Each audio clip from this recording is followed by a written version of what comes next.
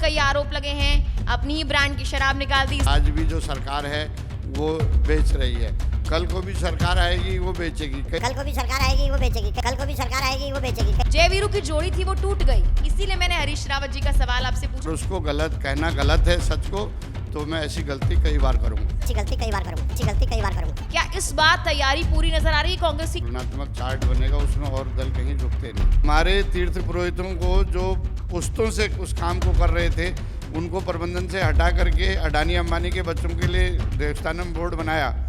नमस्कार, स्वागत है आप सभी का प्रतिपक्ष संवाद पर। मैं हूं आपके साथ मेघना सचदेवा। आप देख रहे हैं हमारा खास कार्यक्रम आमने सामने। आज के इस एपिसोड में हमारे साथ रंजीत रावत मौजूद हैं, जिनका काफी नाम है, काफी चर्चाएं हैं और उत्तराखंड कांग्रेस कमेटी के वो कार्यकारी अध्यक्ष भी हैं। रंजीत जी, पहले तो स्वागत है आपका बहुत बहुत प्रतिपक्ष संवाद। जी धन्यवाद। आपको बता दूं कि फिलहाल रामनगर की सीट से चुनाव के लिए भावी प्रत्याशी के तौर पर इनका नाम सामने आया। हालांकि कंपटीशन बहुत ज्यादा है। जानने की कोशिश करते हैं रंजीत रावत से कि रामनगर के मुद्दे क्या है, क्या रामनगर की जनता कांग्रेस से चाहती है, क्या कांग्रेस वैसे तैयारी कर रही है? तो सर देखिए, पहला सवाल ही यही है, कांग्रेस तमाम तरह के दावे वादे करती आ रही है। पिछले चुनाव में कांग्रेस को जनता ने नकार दिया। क्या इस बार तैयारी पूरी नजर आ रही है कांग्रेस की कि जनता एक बार फिर से वोट देने की सोचे? देखिए, कांग्रेस का अगर हम इतिहास देखेंगे या उसका कार्यकाल देखेंगे सरकारों का, तो आज के दिन में जो तुलनात्मक चार्ट बनेगा उसमें और दल कहीं रुकते नहीं। विकास के हर पत्थर पे कांग्रेस का नाम दर्ज है और आज जो सरकार है उसके नाम खाली जुमलेबाजी का और झूठ बोलने का रिकॉर्ड दर्ज है। चाहे वो काला धन वापस लाने की बात हो, 15 लाख खाते में डालने की बात हो, हर साल 2 करोड़ बेरोजगारों को रोजगार देने की बात हो, 100 स्मार्ट सिटी हो, बुलेट ट्रेन चलाने की बात हो, किसानों की इनकम दोगुनी करने की बात हो, किसानों की ऋण माफ़ी की बात हो, स्किल इंडिया की हो, मेक इन इंडिया की हो, भारत को विश्व गुरु बनाने की हो, 5 ट्रिलियन डॉलर की इकोनॉमी बनाने की हो, एक के बदले 100 सर लाने की हो, पाकिस्तान को दुनिया के नक्शे से मिटाने की हो या चीन को लाल आंख दिखाने की हो, ये सारे जुमले बन के रह गए हैं। इसलिए आज जो सबसे बड़ा मुद्दा जनता का है वो है बेरोजगारी और महंगाई। कांग्रेस के 70 साल के राज में जो खाने का तेल 65-70 रुपये लीटर से ऊपर नहीं बढ़ा, वो आज 200 से 250 रुपया आम बिक रहा है। तो इसलिए जनता त्रस्त है और अनुभव कांग्रेस के पास है सरकार चलाने का। तो इसलिए लोग कांग्रेस को चुनने जा रहे हैं, जो हमें लग रहा है। और रही बात भारतीय जनता पार्टी की, तो उसने तमाम वर्गों को निराश किया। सर, आपने कहा तमाम वर्गों को निराश किया है और जुमले की आपने बात की, लेकिन आपने उन फैसलों की बात नहीं की जिस पर बीजेपी ने यू टर्न लिया है, जिसमें देवस्थानम बोर्ड का फैसला है, जिसमें गेस्ट टीचर्स की नियुक्ति उनके पदों को खाली ना माने जाने का फैसला है, जिसमें पेट्रोल के प्राइसेस कम करने का फैसला है। तो बीजेपी तो चुनाव के नजदीक आते आते डैमेज कंट्रोल कर रही है। जुमलेबाजी से वो ऐसी स्थिति में पहुंच गई है कि जहां जनता को वो कह दे कि हमने आपकी बात मान ली है। लेकिन कांग्रेस ने ऐसा क्या किया है जहां पर वो जनता को कहे कि हमने 2017 में नहीं किया था, लेकिन आज हम करके दिखा रहे हैं? देखिए, जो रोल बैक की आपने बात की है, एक राजा ने अपने राज्य में आटा बेचने का काम एक लाला को दे दिया और कहा 5 रुपये किलो में तो आटा बेचेगा, मेरा भी इसमें हिस्सा रखना। लाला साल भर बाद राजा के पास गया कि मैं 10 रुपये आटे का दाम करना चाहता हूँ। राजा ने उससे कहा तेरे को मैं फांसी पे चढ़ा दूंगा, साल 10 क्यों बेचेगा, तू 30 रुपये किलो आटा बेच। तो लाला ने 30 रुपये किलो आटा बेचना शुरू कर दिया। जनता में त्राही त्राही हुई, वो राजा के दरबार में गए कि हजूर बचाइए, लाला लूट रहा है। तो राजा ने आदेश दिया पुलिस को कि पकड़ के लाओ लाला को, और लोगों के सामने कहा कि लाला को चौराहे पे ले जाके फांसी पे लटका दो। लाला ने रोना धोना शुरू किया और कहा साहब हजूर जान की माफ़ी, जो भाव आप कहोगे वो भाव भेजूँगा। राजा ने कहा ठीक है, फिर आज से आधे दाम में बिकेगा आटा, और 15 रुपये आटे का भाव कर दिया। जनता ने ताली बजा दी, राजा की जय कर दी। लेकिन जब घर पहुँचे पता चला 3 गुना महंगा आटा खरीदना पड़ रहा है। जो 5 रुपया था, राजा ने चालाकी से उसको 30 करा के 15 कर दिया। तो वो डीजल पेट्रोल का मामला है। और जहाँ तक रही बात मुख्यमंत्री बदलने की हो, देवस्थानम बोर्ड की हो, या आपने बात की गेस्ट टीचरों की, या जो दूसरे मामले हैं, तो मैं ये कहना चाहता हूँ कृषि बिल की कहीं से मांग आई थी देश में? किसानों ने मांगा तो नहीं था। देवस्थानम बोर्ड की उत्तराखंड में कहीं से मांग उठी थी? हमारे तीर्थ पुरोहितों को जो पुश्तों से उस काम को कर रहे थे, उनको प्रबंधन से हटा करके अडानी अंबानी के बच्चों के लिए देवस्थानम बोर्ड बनाया। आज हटाना पड़ रहा है तो जनदबाव में झुक रहे हैं और आसन हार नज़र आ रही है।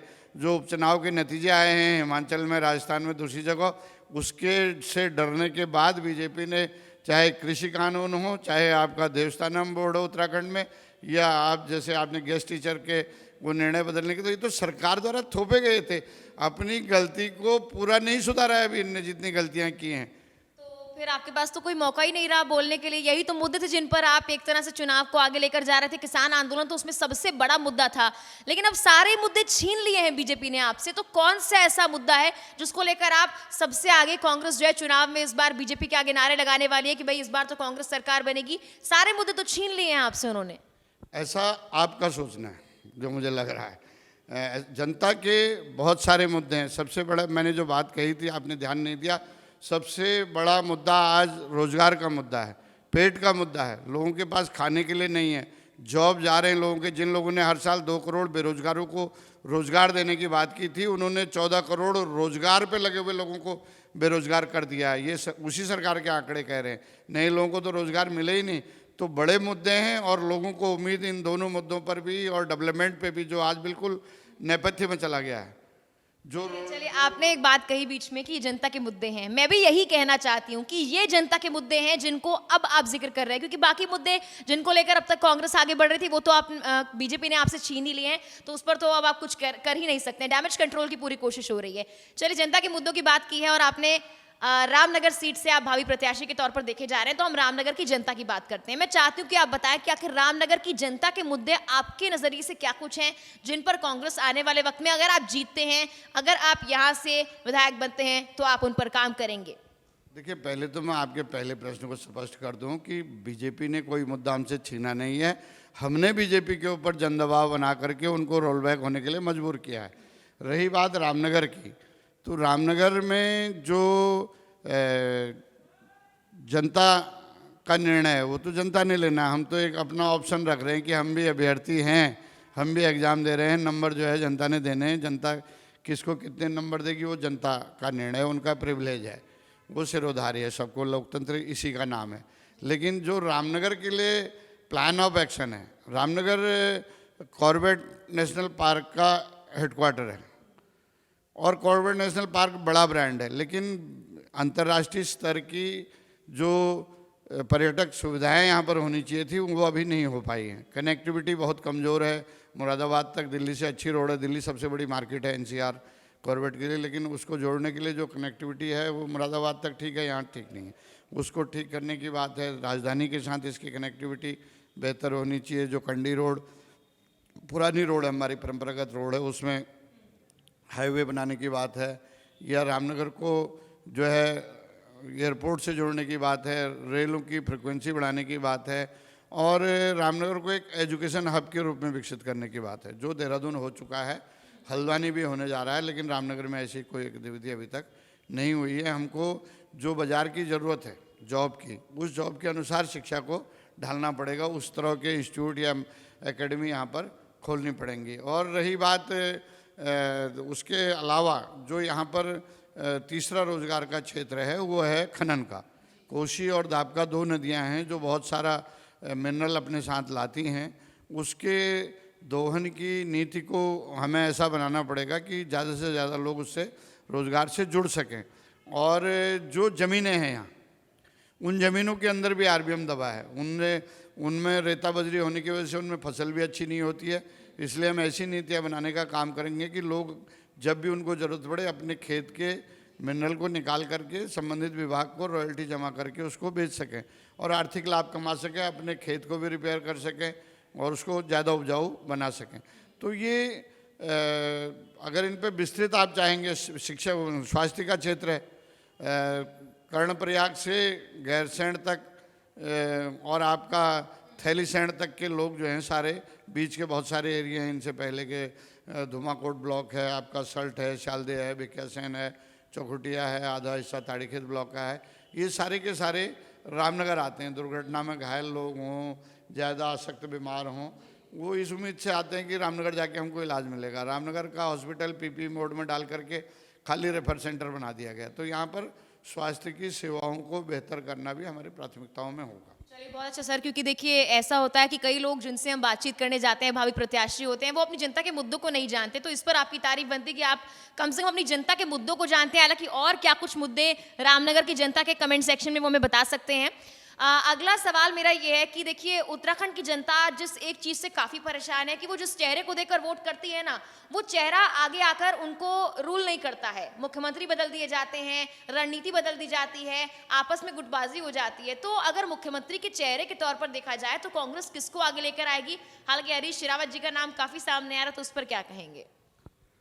देखिए, ये प्रश्न आप गलत जगह पे कर रही हैं। ये प्रश्न आपका हाईकमान को होना चाहिए, और जहाँ तक मेरी जानकारी है, हमारे हाईकमान से जो अधिकृत लोग प्रदेश में आ रहे हैं, बार बार वो एक नहीं कई बार कह चुके हैं कि चेहरा चुनाव में पार्टी किसी को नहीं बनाएगी और सामूहिक नेतृत्व में चुनाव लड़ेगी।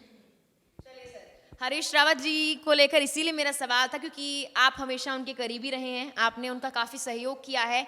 लेकिन एक वक्त के बाद ऐसा देखा गया कि जो जयवीरू की जोड़ी थी वो टूट गई, और उसके बाद से आप बार बार इस शब्द का प्रयोग करते रहे कि पार्टी में लोकतंत्र है, आंतरिक कलह को आपने लोकतंत्र का नाम दे दिया है। इसीलिए मैंने हरीश रावत जी का सवाल आपसे पूछा, जो कि बनता है जरूरी कि आखिर कांग्रेस पार्टी के अंदर इतनी गुटबाजी अगर चल रही है तो जनता के सामने वो किस तरह की मिसाल पेश कर रही है? सर देखिए, मैं फिर अपनी बात को दोहराना चाहता हूँ। जिसे आप गुटबाजी कह रहे हैं, वो गुटबाजी ना हो करके वो कांग्रेस में अपनी अभिव्यक्ति को कहने की आज़ादी है, क्योंकि कांग्रेस लोकतांत्रिक पार्टी है। हमारे संविधान भी हमें फ्रीडम ऑफ स्पीच की गारंटी देता है, ठीक है नहीं। यहाँ बीजेपी की तरह मार्शल लॉ लागू नहीं है कि दो लोग निर्णय लेंगे, दो कमाएंगे, बाकी सब ताली बजाएंगे।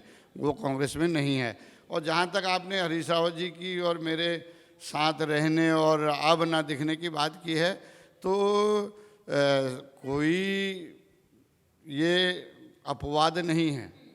आप देखेंगे, अगर हमारे ग्रंथों को भी पढ़ेंगे, पुराणों को, वेदों को, तो वहाँ सैकड़ों उदाहरण हैं कि जहाँ जो है लोग जुड़ मिले हैं और बिछड़े हैं।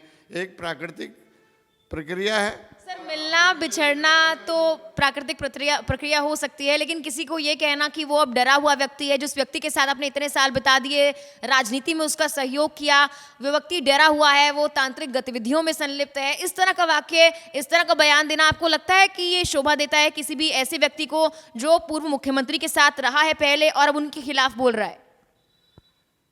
देखिए, अगर सच को कहना आपकी नज़र में गलत है तो वो आपकी राय है, मेरी नहीं है। मैं जिस कारणों से जुड़ा था मैंने वो भी पब्लिक डोमेन में रखे हैं, और जिन कारणों से हटाऊं वो भी रखे हैं, और उसको गलत कहना गलत है सच को, तो मैं ऐसी गलती कई बार करूंगा। सर माफ कीजिएगा, लेकिन 35 साल आपने उनके साथ काम किया, कि 35 साल में आपको एक बार भी एहसास नहीं हो कि आपको उनसे अलग हो जाना चाहिए? 35 साल बाद जब अपने बेटे के लिए टिकट की डिमांड एक तरह से की गई, ये आरोप भी लगे आप पर कि ऐसा आपने किया, इसीलिए गुस्से में, नाराजगी में आपने उनकी पोल खोल दी। आरोप तो हर एक पे लगते हैं। आरोप कोई अपराध नहीं है।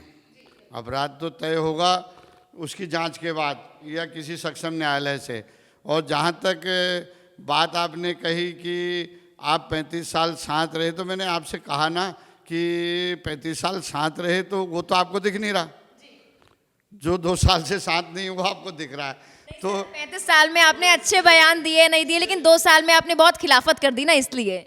जब मेरी 35 साल की सेवा का कोई पारितोषिक नहीं है, तो मेरी 2 साल के उसको क्यों दंड के उसमें देखा जा रहा है कि ये गलत हो गया? सर इसलिए गलत हो गया क्योंकि आपने जो भी बयान दिए वो कहीं ना कहीं कांग्रेस पार्टी को प्रदर्शित करते हैं, वो दिखाते हैं कि कांग्रेस पार्टी के अंदर क्या चल रहा है। चलिए, ये आपका पर्सनल मैटर हो चुका है। हालांकि कांग्रेस के तौर पर जनता के सामने एक गलत संदेश जरूर गया है, ये मैं आपको कहना चाहूंगी।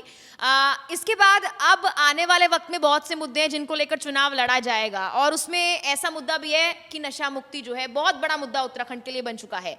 और कुछ सालों पहले की अगर मैं बात करूं तो आप पर कई आरोप लगे हैं, अपनी ही ब्रांड की शराब निकाल दी, इस तरह के आरोप लगे हैं। नशा मुक्ति का दावा करने वाली कांग्रेस के ही नेता अगर इस तरह के मामलों में संलिप्त पाए जाएंगे, आरोप लगेंगे, हालांकि आपने कहा कि आरोप अपराध नहीं है, लेकिन जब इस तरह के आरोप लगेंगे तो कहीं ना कहीं जनता सोचने पर मजबूर हो जाएगी, वोट क्यों दिया जाए कांग्रेस को फिर?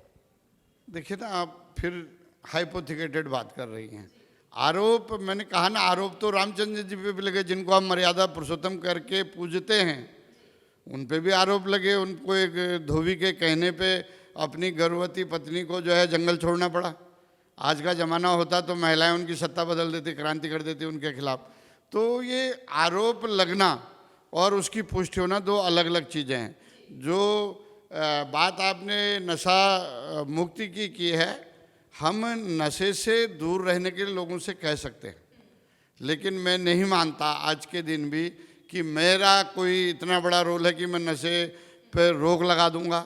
और आज तक के जितने भी अनुभव हैं, जिन जिन सरकारों ने लगाए, यहाँ पूरे देश में 77 में नशाबंदी की गई थी, लेकिन वो सरकार 2.5 साल में धड़ाम हो गई। उसके बाद हमारे प्रदेश में कई साल तक परमिट व्यवस्था चली। आखिरकार फिर लोगों को जो है वर्तमान नीतियों पर आना पड़ा। आज भी जो सरकार है वो बेच रही है, कल को भी सरकार आएगी वो बेचेगी, कई सरकारें बंद करेंगी, कोई खोलेगी। तो ये समाज जब से आया है, जब से मानव ने समाज में रहना शुरू किया है, तब से अब तक ये प्रश्न इसी तरह चलता रहेगा। वो मुर्गी पहले आई थी, अंडा पहले आया था वाले में। और इसका समाधान ये नहीं है, मैं अपने को सुधार सकता हूँ इस मामले में, मैं आपको तो बाध्य नहीं कर सकता कि आप क्या खाएंगे, क्या पिएंगे, क्या पहनेंगे। मैं तय करने वाला कौन होता हूँ? लेकिन सरकारों को काम ही जागरूक करना होता है। अगर जागरूक नहीं करेंगे, पहले से ही बोल देंगे पहले वाली सरकार भी बेच रही थी, हम भी बेचेंगे, तो ये तरीका तो नहीं हुआ शायद कोई। अब तरीका आप सरकार जब बनेगी उसको बताना, लेकिन मैं बता दूं आपकी जानकारी के लिए, पहले सरकार में एक विभाग तो आबकारी होता था जो शराब बेचता था, नीलामी करता था। एक विभाग मद्य निषेध भी होता था जो शराब पीने से लोगों को रोकता था, उनके अंदर जागरूकता फैलाता था कि नशा नहीं करना चाहिए। बल्कि बोतल पे भी लिखा रहता है, alcohol, no consumption of alcohol is injurious to health.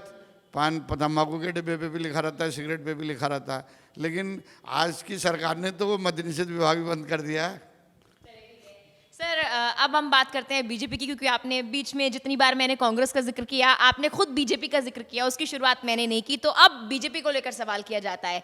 BJP ने स्वरोजगार को लेकर बहुत प्रचार करना शुरू कर दिया है। हालांकि पलायन एक बहुत बड़ा मुद्दा है उत्तराखंड में, और बीजेपी अब तमाम कोशिश कर रही है कि पुष्कर धामी के चेहरे के साथ आगे बढ़ा जाए। अभी कोई आधिकारिक बयान उनका सामने नहीं आया, लेकिन पुष्कर धामी जिस तरह से डैमेज कंट्रोल कर रहे हैं, ऐसा लग रहा है कि कांग्रेस की अब तक की मेहनत पर शायद पानी न फिर जाए। क्या आपको लगता है कि पुष्कर धामी के चेहरे के साथ बीजेपी आगे बढ़ रही है और कांग्रेस की स्पीड थोड़ी धीमी हो गई है?